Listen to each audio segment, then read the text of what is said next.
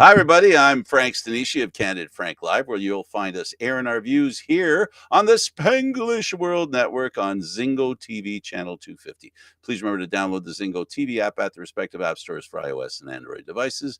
While you download, make sure you rate, leave a comment. Both apps are absolutely free. Zingo TV is available on Google Chromecast, Amazon Fire, Fire TV sticks, Roku sticks, and also on all smart TVs 2016 forward. And of course, don't forget Candid Frank Stanisci on YouTube. And joining me as usual is Aaron William Freeland. We were discussing green screens. I don't know. I don't know which screen is better. This seems a little. It seems a little. Is that? Yeah, that's better. I think that's better. Yeah. Yeah, looks fine. Well, you can't make ugly look good. It's just the color, so I look less green, I think, is what I was going for. All right. What's new with you, bud? Oh, not a whole heck of a lot. We've got a whole bunch of stuff going on in the neighborhood. We're trying to get more police on the roads to cut down on drag racers. Still can't believe they're doing it minus 15 weather, but 2 a.m. in the morning, you can hear them howling up and down the street. It is what it is. We used to have skidoos going up my street, up and down my street, and going I at almost like prefer that noise. going about 60 kilometers an hour, and then I took to this habit I have that now what I do is I shovel the snow all the way to the end of the driveway, right? Mm-hmm. And then I make two parking spots because I have a boulevard, a grass boulevard that you can park on, but you can't park on for a long time. You can stop actually. So I push the snow to the side on both sides for two parking spots, right? Beside where I come out.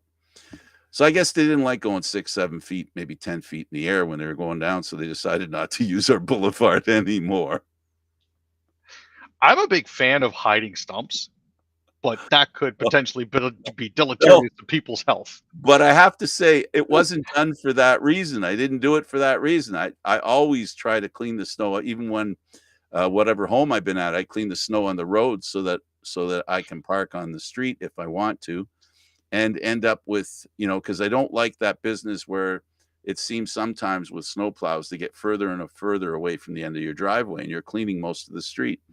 And that's because you get some people who don't clean the bottom of their driveway, right? And then just push the stuff at the bottom.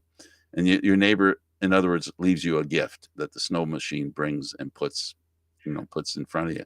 Yeah. So I did that as sort of a defensive mechanism. Same thing with ice, because ice gathers these are suggestions, folks, that I backed into. I didn't mean to do this, but at the end of the driveway, if you don't clean the ice on the sides, it gathers at the bottom of your driveway because that's the lowest point, because that's the place where there isn't snow.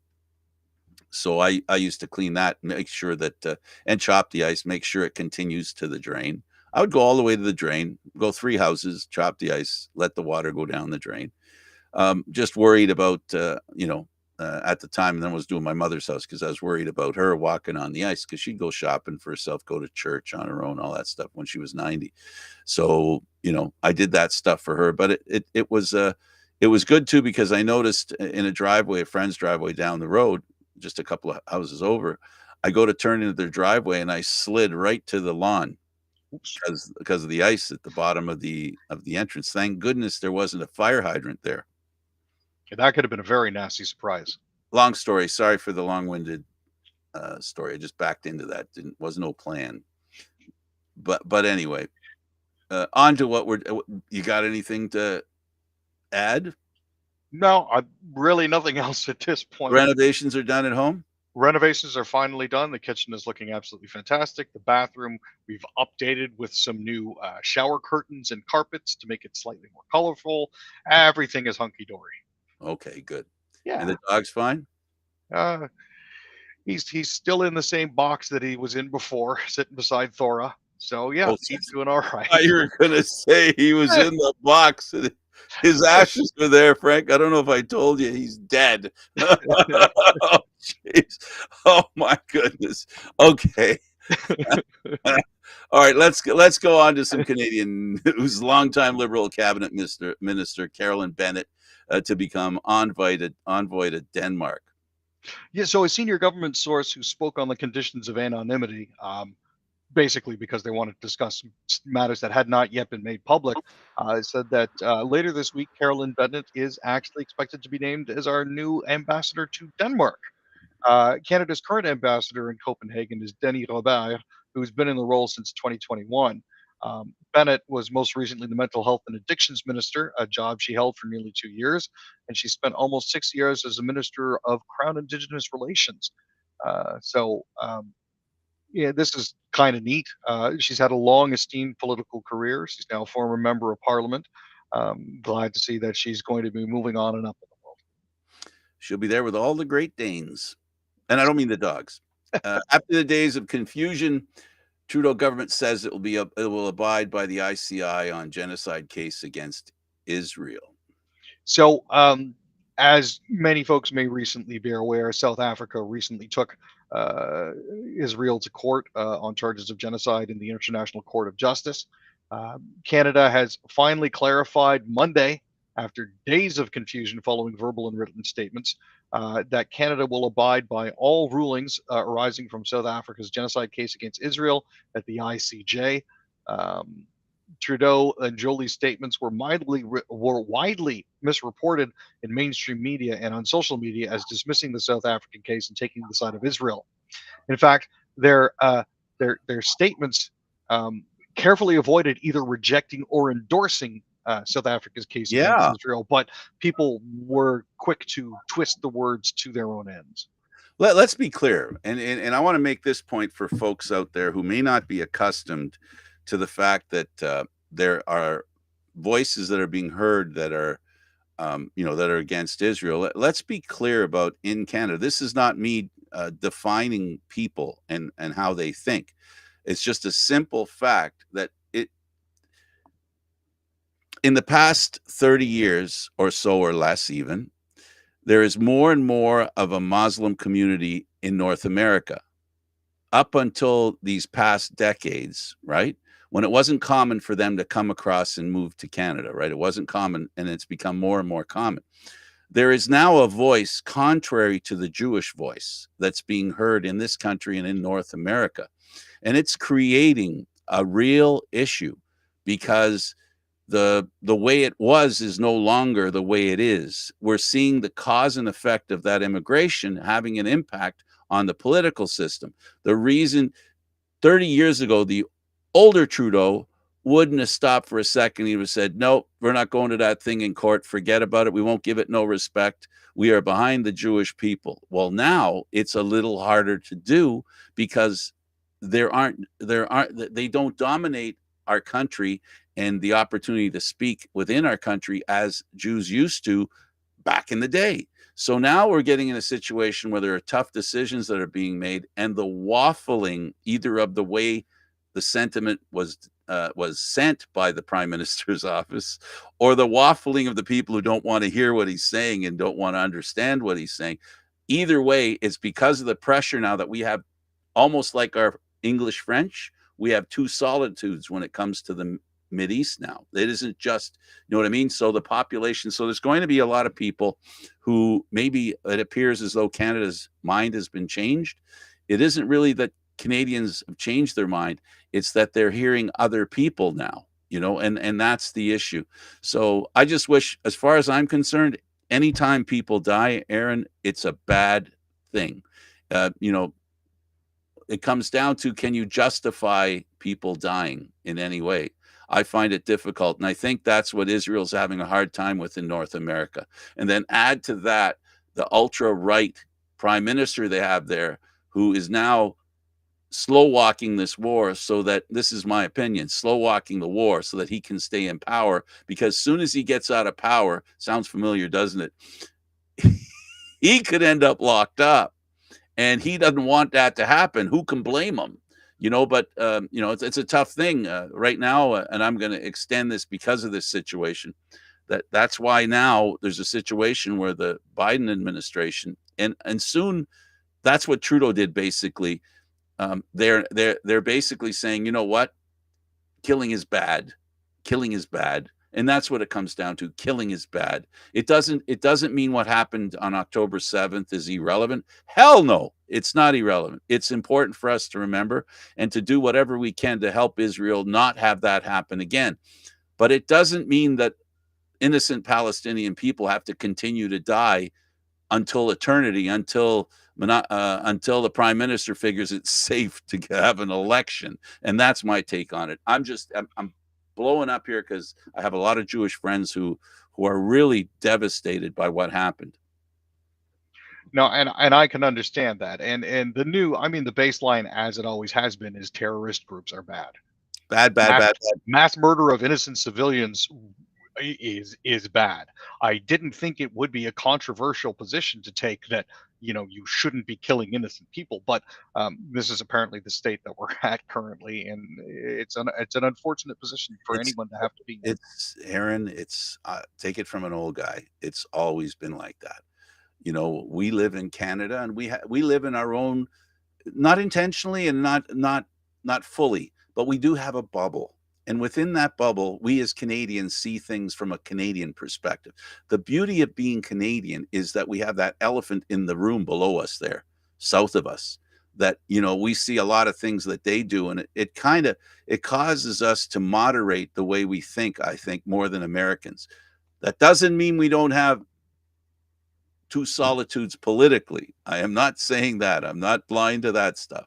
But all I'm saying is we have an opportunity here to learn from our neighbors, and we need to learn from each other and figure out a way to find peace. I know it's hard, and I know what's going on in Israel and in the Mid East is something that's been going on since, God, the turn of the century. It started basically, and it's gone since, and it's getting worse, it seems.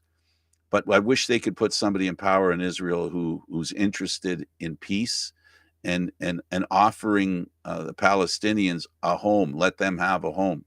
It's the ugly people who benefit from lies and hate, and it's terrible. We're seeing a lot of that today, Aaron, and it's accelerated, of course, in the Mideast, because there's always this anger, frustration, and hate brewing at a lower level, and now we have Israelis feeling that hatred, and it's not just brewing, it's escaping out of the pot. And that's why South Africa is doing what they're doing. They're doing it with good intention. I don't disagree with why they're doing it, with their intention, but it is it people got we can't let children die like this. It's just terrible. Anyway, I cry for everybody. Anyway, okay, so Trudeau's figured out to come out strong on what he's saying and what he believes and what they'll do politically. Good for him. Snow shuts down Metro Vancouver and Fraser Valley schools as alerts blanket southern BC. What's up with that? Well, as at about 11 a.m., there had already been about 30 centimeters of snow in the Fraser Valley. There 27 centimeters had fallen in Abbotsford, and another 22 at Vancouver's airport. The expectation is that the storm will abate a little bit later today, but unfortunately, it doesn't look like that's going to happen anytime soon. BC Hydro says a snowstorm is down lines around the province, and there are more than 15,000 customers without power in the lower mainland, and about 6,000 on Vancouver Island, and more than 30 flights were canceled today. Airport officials are telling passengers to check their flight status before going to the terminal so they don't waste their time. But on the bright side, it's a snow day for kids because they've had to cancel schools and buses. So there's a little bit of a silver lining there for them. Absolutely. Notley says she'll step down from the Alberta NDP helm to make way for fresh voices. Yeah, Notley recently turned 59. Says that she's been in politics for a while now. After the NDP lost the May 2023 election to Danielle Smith's United Conservative Party, I think she figured it was just about time. Notley was elected party leader in 2014, commanding a caucus that, except for a short-lived breakthrough in '86, had been confined to just a small back corner of the legislature. In May 2023, they actually they had 38 of the 87 legislature seats and actually became the largest opposition in provincial history. congratulations to her on her success in politics, but also we wish her all the best in her future endeavors. Absolutely. Edmonton Metropolitan Region Board says its work has saved the province millions of dollars. Really? Good for them. Somewhere in the neighborhood of approximately $6.5 million over the past 7 years, according to a report that came out in mid-December. Um, the report is from an independent third-party service firm called M&P. They were trying to quantify the economic value of the Edmonton Metropolitan Region Board. Now, the board comprises 13 rural and urban municipalities, some of which are seeing booming population growth as more people choose to make their homes in mid-sized Alberta cities. They include Beaumont, Devon, Fort Saskatchewan, Leduc County, Morinville, Parkland County, St. Albert, Spruce Grove, Stony Plain, Strathcona, and Sturgeon counties. The total population of that region is actually more than 1.5 million, and it's expected to add 470,000 jobs in the next 25 years, according to the EMRB. But the administration that they've been doing is through consolidation of these 13 different regional municipalities, they've managed to generate 6.5 million in cost savings for the government since 2017. Let's talk about the OCDSB trustees upholding sanctions against Nili Kaplan-Myrth. In December, Nili Kaplan-Myrth was barred from attending the Ottawa Carleton District School Board's January 30th meeting and from sitting on several committees for a period of 3 months. The board reached these decisions following an investigation by the board's integrity commissioner that examined the conduct of 3 trustees to determine whether they had breached the OCDSB's code of conduct. In particular, Kaplan-Myrth was alleging that she was facing a lot of misogyny and anti-Semitism from these particular board members. In the wake of the commissioner's report, Kaplan-Myrth wrote a letter to Ontario's education minister and filed a complaint with the Human Rights Tribunal of Ontario. Toronto's not alone in looking to raise property taxes. We know it's happening here in our community. It's probably happening everywhere, and that's inflation and, of course, the pandemic. And, income dropped for municipalities because their expenses got a lot higher. Even though people weren't going out and about, they still had the expenses to make. So taxes are going to be a little stronger. We're looking at about, I think, 5 or 8% here. Yeah, Toronto was initially looking at 10.5%, but that could potentially go as high as 16.5 without more federal funding. But Waterloo region actually has approved a property tax increase of 6.9%. Pickering is looking at 3.99 for 2024, which is going to be confirmed by the end of the month. Burlington Mayor Marianne Mead Ward, who's the chair of Ontario's Big City Mayors Caucus, says that this issue has been a focus for Burlington, and Halton region for several years. Kevin Ash in Pickering said he drafted a budget with a 3.99% property tax increase to combine with an increase in Durham region's budget. There is potentially the possibility for a greater than 5% increase.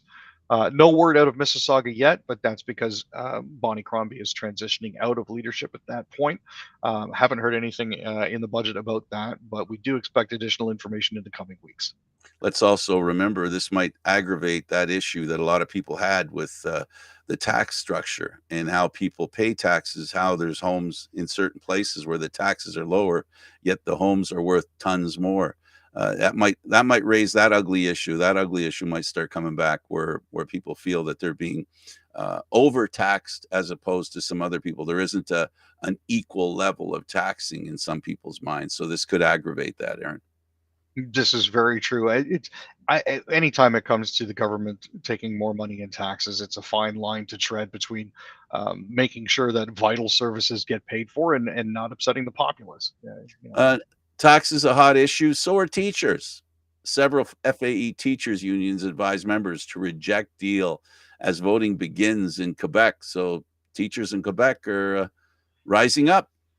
Yeah, now there was a tentative deal that we covered on a previous show between the Quebec government and a federation that represents about 66,000 teachers. But Radio Canada learned that the leaders of several unions affiliated with the Fédération Autonome de l'Enseignement, or FAE, have told their members that it would be in their best interests not to accept the agreement in principle as voting begins today. We could potentially have some more information tomorrow morning for Friday's show about that. But those unions in question are the Syndicat des Enseignements de la Pointe de l'Île, or CEPI, which represents 4,400 teachers in Montreal's East End, um, as well as the Syndicat des Enseignements de la Haute-Yamaska in Granby, which represents another 2,000 members, and the Syndicat de l'Enseignement de la Région de Laval, which represents more than 6,300 teachers. Um, 5 of the 9 FAE affiliated unions must accept it. Those 5 unions that accept must also make up the majority of the FAE's 66,500 members. The final decision is going to be announced on February 7th. Guarantee you we're going to be keeping an eye on that. What do you think, Jen? Oh, just kidding. A friend of mine who's a teacher. Let's talk about the no environmental impact from Charlottetown Harbor fuel spill. That's is that believable there? Well, uh, uh, the spill was actually first reported on Sunday by somebody living on the eastern bank of the Hillsborough River near Charlottetown Harbor. An environmental officer inspected the Mermaid Cove site on Monday, and on Tuesday, officers inspected a further 10 sites on both banks of the river. There does remain a diesel smell on and sheen on the water and ice in Mermaid Cove. Is what the province has released, but officers are confident there is no apparent risk to groundwater, shellfish resources, or wildlife in the area.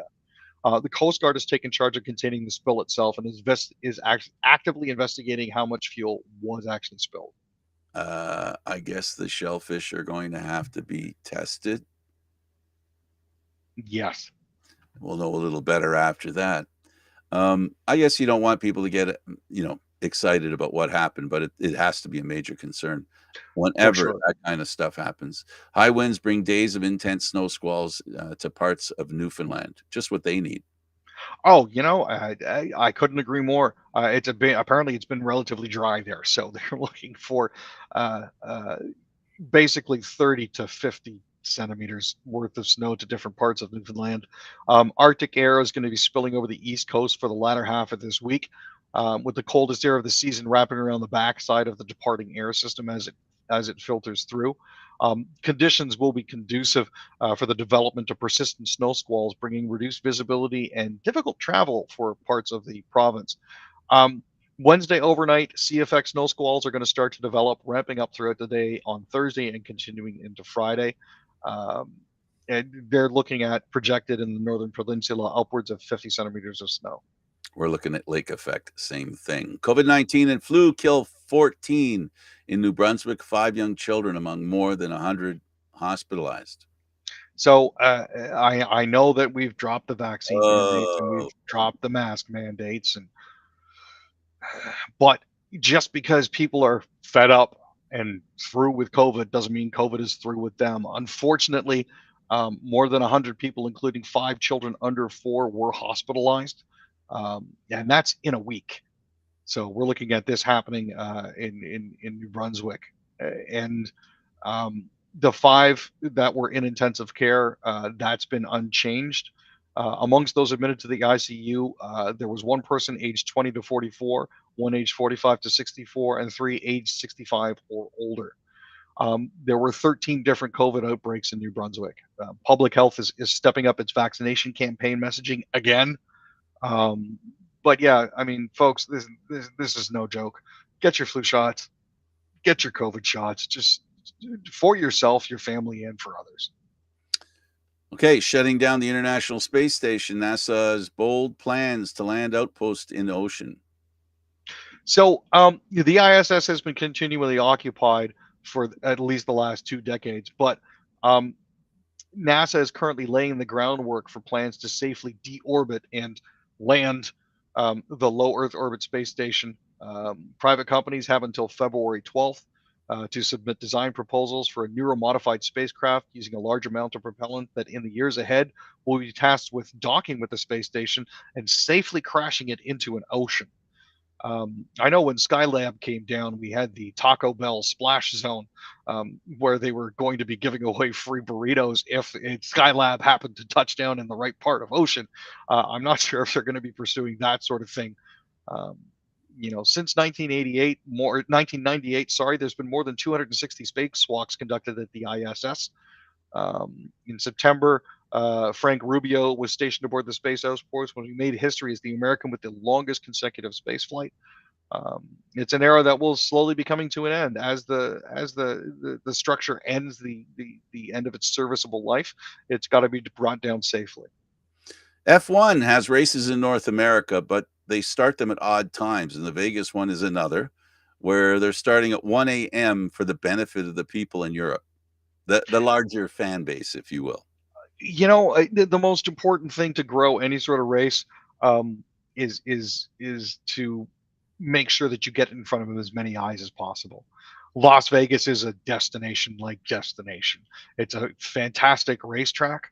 The sites around it are absolutely incredible. Speaking personally, if I were to be able to go to the F1 race, I wouldn't mind it starting at 1 o'clock in the morning. I just make sure I napped a little extra. But And I then you mean, can go gamble. well, A little post-gambling entertainment. exactly. I got done spending my $20 at the penny slots, and then I'll go watch the race. There you go. Let's talk about the Major League Baseball, NBA, NHL. Amazon takes minority stake in Bally Sports Networks. Will stream games on Amazon Prime. We had this weekend the first time that an NFL playoff game was broadcast on a streaming service, and that was Peacock. This is an extension of what we're just talking about there, and the growing. You remember the concerns when they were talking about putting hockey and other sports only on TSN and Sportsnet, so you had to have cable to be able to watch the games. It's pretty normal now, isn't it? And now this is the next step to making people pay more money for the games that they know. Sports is the biggest moneymaker in North America. And if you have any doubts about that, folks, take a look at the top 20 programs in television. I think 17 or 18 of them were football games. And the thing is, Diamond Sports Group um, filed for bankruptcy. So Amazon has taken a minor stake in that as part of its bankruptcy restructuring.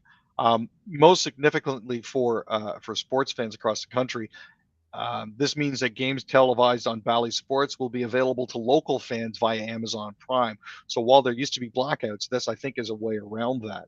I know that Diamond bought Fox Sports regional networks as an attempt to extend their reach, but unfortunately, um, as the television landscape changed, Diamond Sports Group found itself in financial trouble. March 2023, it filed. Diamond didn't pay the San Diego Padres, so MLB assumed control of the broadcasts.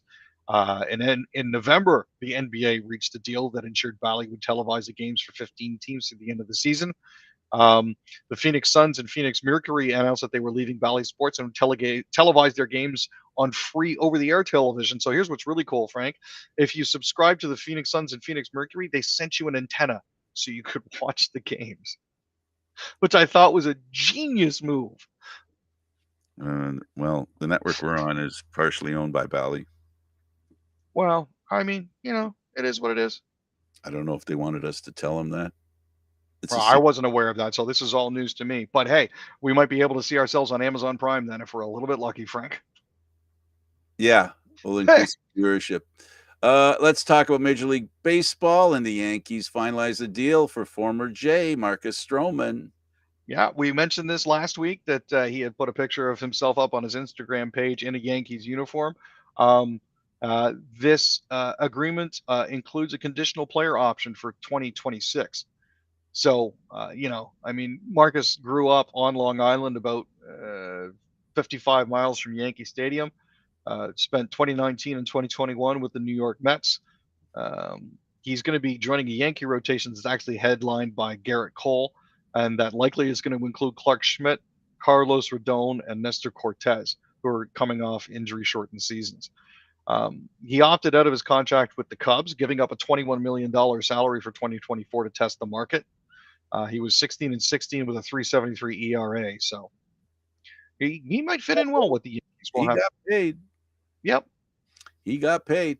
Let's go over to the CFL, and the Argos Stiggers has been invited to play in the East-West Shrine Bowl game. He didn't play college football because, well, anyway, he literally just walked off the street to play with the Argos, and he proved to be the rookie of the year.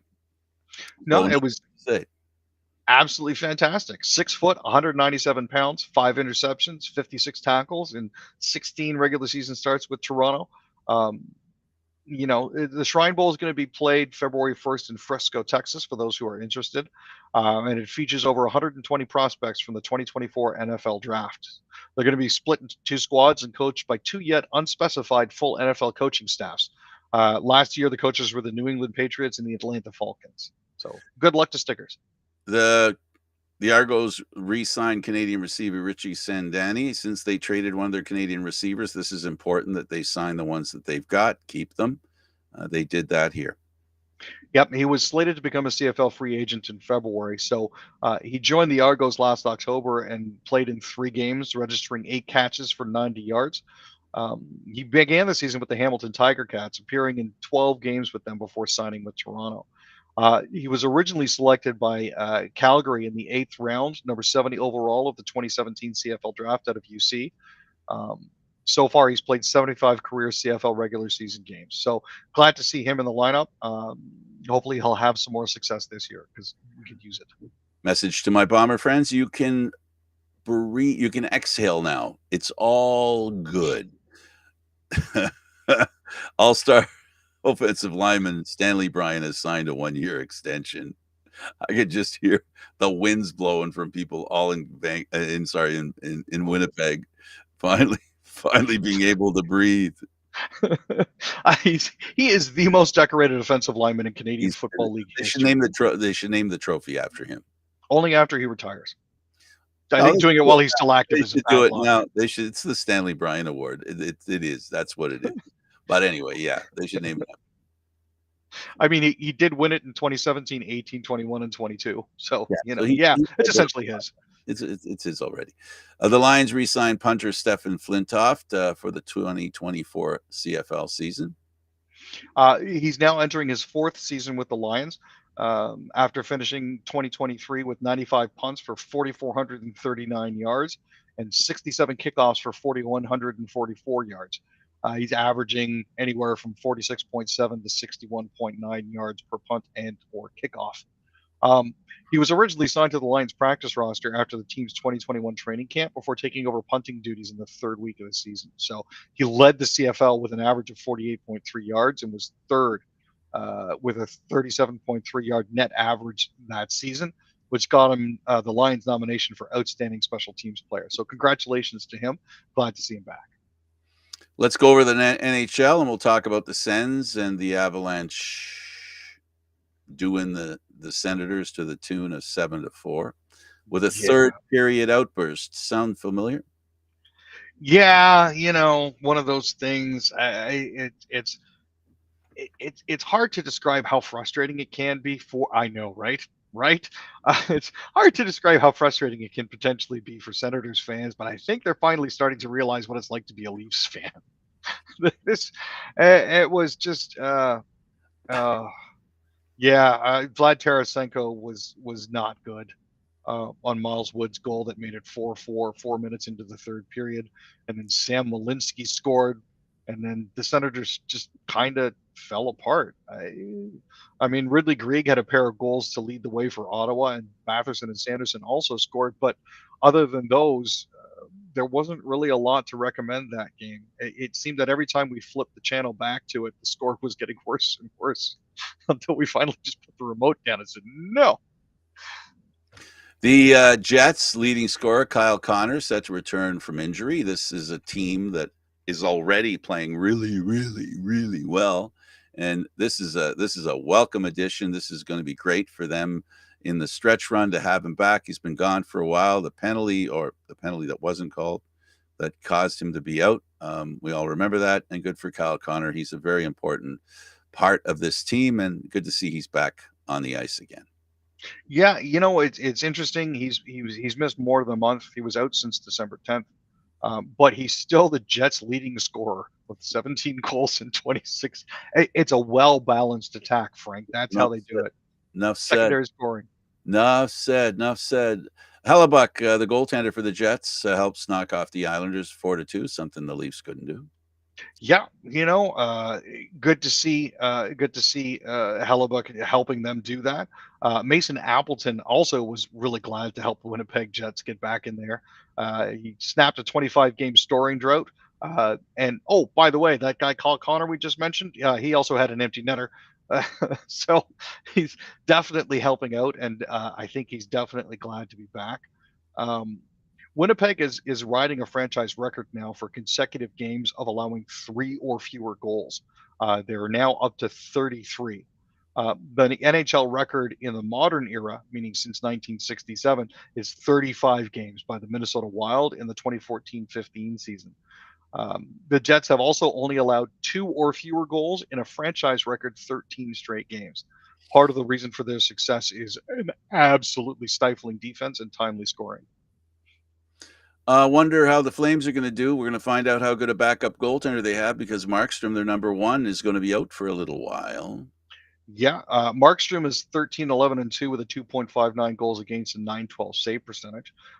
He unfortunately was injured, which means that the Flames had to recall goaltender Dustin Wolf from the Calgary Wranglers to back up Dan Vladar.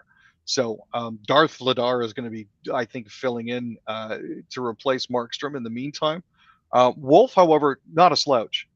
He has a 16-6-1 record with the Western Conference leading AHL Wranglers, and is second in the AHL with a 929 save percentage and 4 shutouts. Now, unfortunately, he's 1-5 and 5 starts with the Flames so far this season. His lone win came in a 3-1 win over Carolina. That was when Calgary was not playing well. Bad. They're playing a lot better now. This is true. Sorry. But yeah, he's Vladar was the one that was going to be starting for Calgary against Arizona on Tuesday night. Staying with the Flames, they win in overtime. Yep. Yegor Sharangovich came up with the overtime winner. Less than a week after he had a hat trick, which led the Flames to a win in Arizona, he produced a power play winner at the Saddle Dome. The Yotes got penalized for too many men. Again, I don't know how this keeps happening. There's too many men penalties in the NHL. But at 3:03 of overtime, the Flames took a penalty, and with 17 seconds left in overtime, Sharangovich roofed it. So heck of a shot for him. Glad to see that happening. Oilers rally to beat the Leafs 4-2. They stretched their streak to 11 wins in a row. And the Leafs are 4 in a row. Yeah, here's a question for you, though. Are you really surprised that they won? Yeah. That Edmonton won? Let me phrase it this way. At some point, the Leafs have to win. They can't keep losing. They keep losing.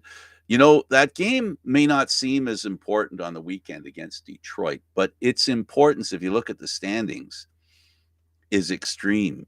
The Leafs are in a division, right? They're fortunate that, the other division has teams with more points, but the Red Wings are sneaking up there. They're not that far behind the Leafs now.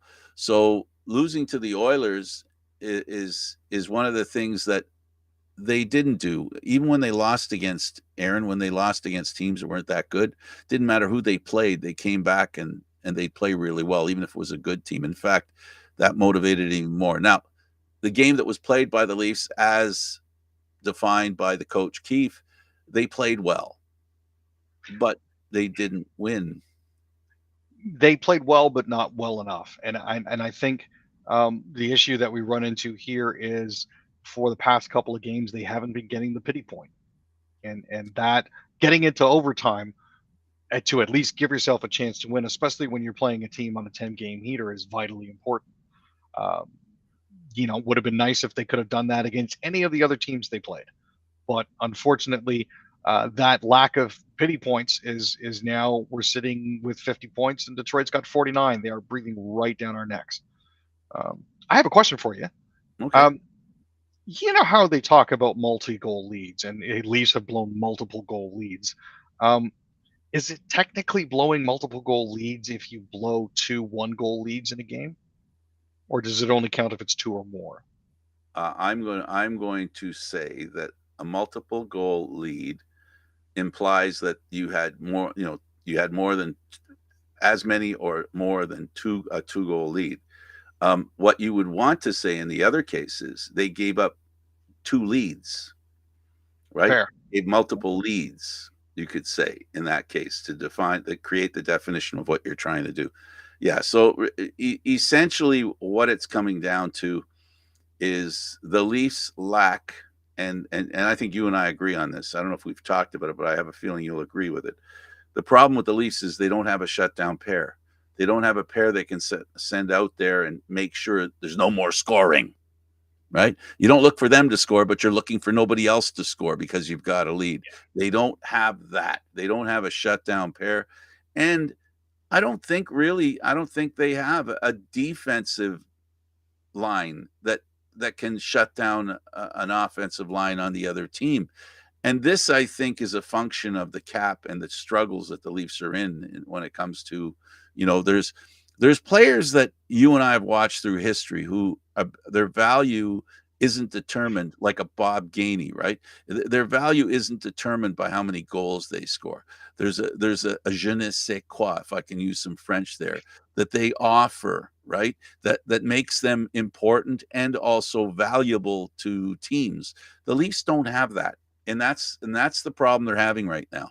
Either a shutdown defense or shutdown forwards. Somebody that allows the team to play defensively and succeed. The problem is there are a couple players that are currently in the Leafs lineup that shouldn't be in the Leafs lineup.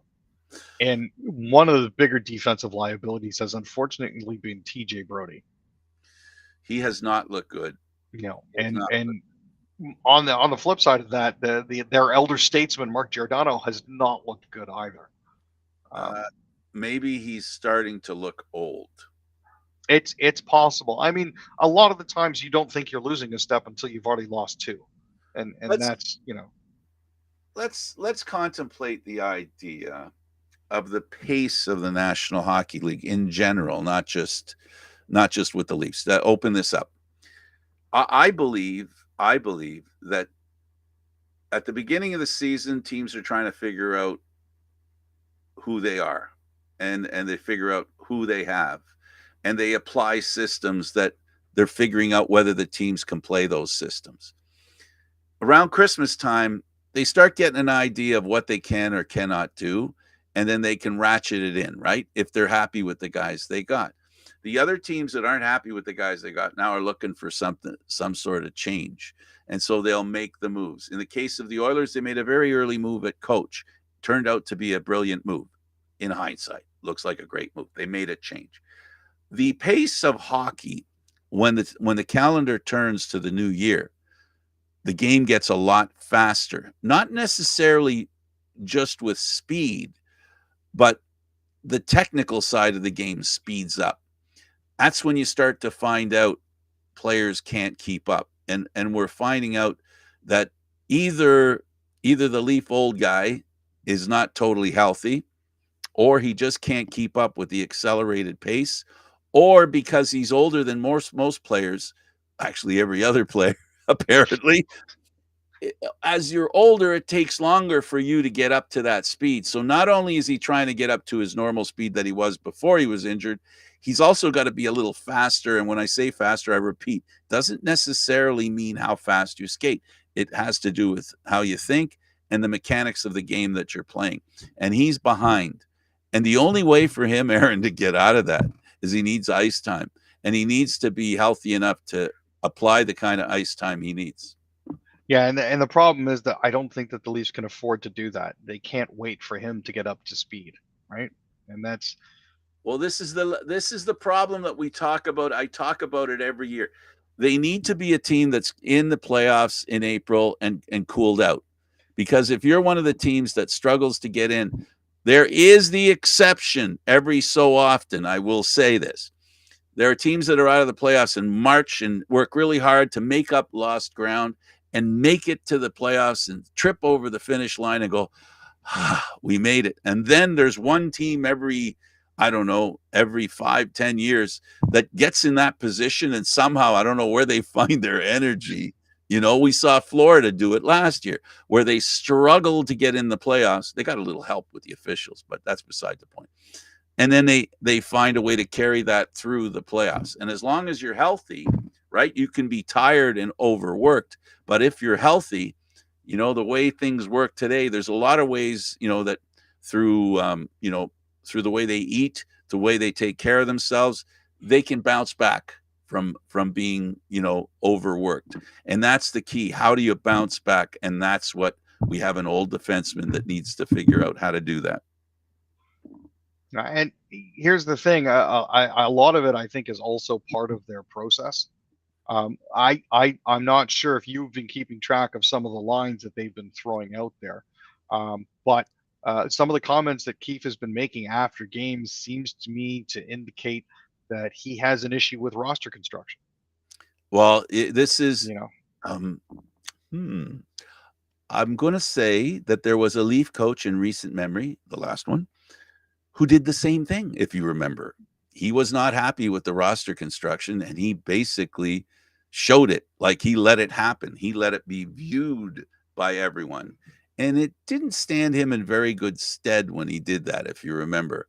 So is it possible that Keefe will be an assistant coach in Pittsburgh in a couple of weeks? you know what? I got to be honest with you. I've been a huge Keefe booster. You know, I have too. Always You been know, a you're huge fan of the guy. The problem he has here is management has effectively Chinese finger trapped themselves yeah. with this roster and these salaries. I get it.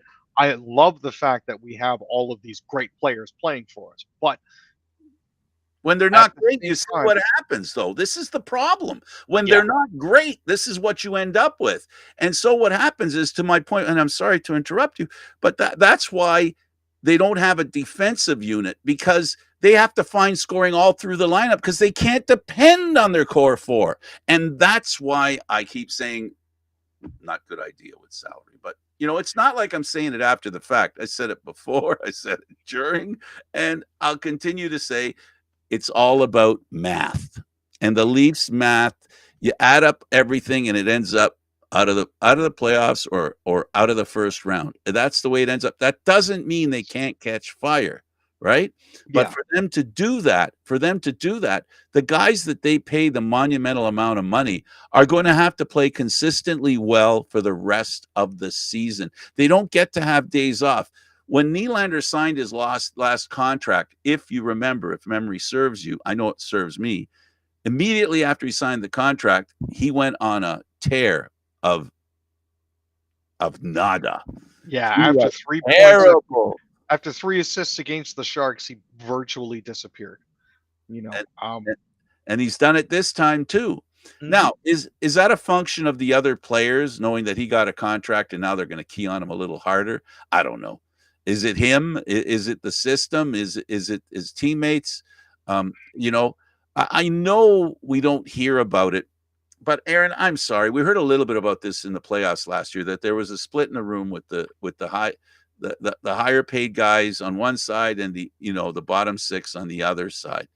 And apparently there was some disunity going on there. But that's one of the functions of why you can't have guys paid that much, because the difference is so much. It just doesn't inspire team. It just doesn't. It gives players who are making 800 grand the idea of, if they play well, they got to leave, and they watch it happen. We watched it with, well, you know, I don't have to list the name. Yeah, we've all seen them go. We've all been sad to see them go. I mean, realistically, final thoughts on this sort of thing before we get out of here. The Leafs have a real issue on defense. They have no defense. That's basically what it boils down to. We'd like to think that guys like Riley Guys like Simone Benoit, guys like Lilligren are going to be They're there, there but because they're needed. there is no system. That is a problem. The Leafs can't break out. They can't successfully defend. I watched them get hemmed in their own zone for about 12 minutes the other night. And the only time they got out of the zone was to make a change because they dumped the puck down without icing it. Something's Coaches got to change here. coaches lose the room, Aaron. Yep. It happens. It doesn't matter how good they are. Remember, Scotty Bowman was fired from Montreal, True. you Very know, true. and he was coaching in St. Louis and then went to Montreal. It happens to the best of them. The guy right now who's coaching the Vancouver Canucks has been fired a few times. And he's also been very successful at first. The guy in New York, not New York, in Philly, same thing.